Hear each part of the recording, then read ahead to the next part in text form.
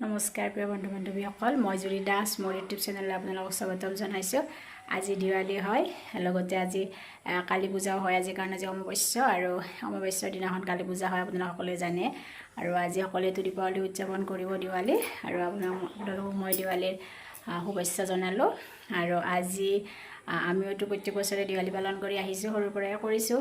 আৰু তেনেকৈ যেনেকৈ কৰোঁ, আমাৰ যেনেকুৱা নিয়ম হয়, আৰু সকলোৰে চাগে নিয়ম অলপ অলপ বেলেগ বেলেগ হয়।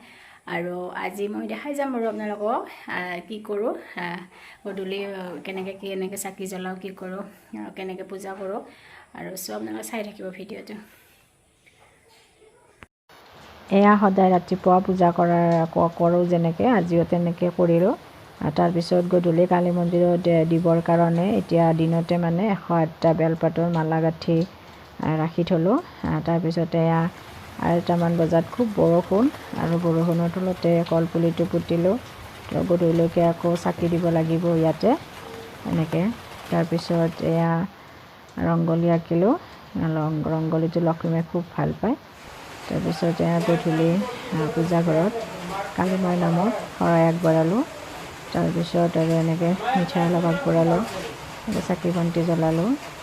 তাৰপিছত আৰু মায়ে এয়া শংখ বজাইছে, সদায় বজায়, আজিও বজাইছে।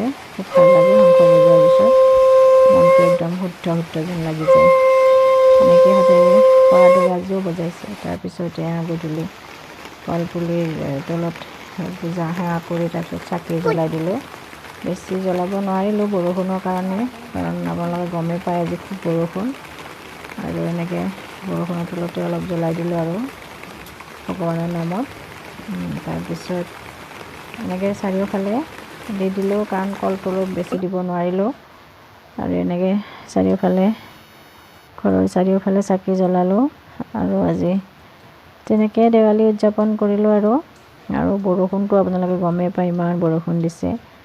এয়া ঘৰৰ ওচৰতে কালী মন্দিৰত পূজা হয়, তাতে যাবৰ কাৰণে মানে এয়া শৰাই লৈ যাব ওলাইছোঁ। শৰাই আৰু বেলপাতৰ মালা লৈ এয়া মন্দিৰৰ দেখালোঁ আপোনালোকক। মন্দিৰত তেনেকৈ চাকি বন্তি জ্বলাই তাৰপিছত কালী মাক সেৱা কৰি আহিলোঁ ঘৰলৈ। আৰু আপোনালোকক দেখালোঁ আজি কি কৰিলোঁ।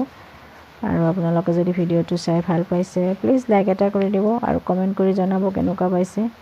ধন্যবাদ। পিছলৈ আহিম বাৰু অন্য ভিডিঅ'লৈ।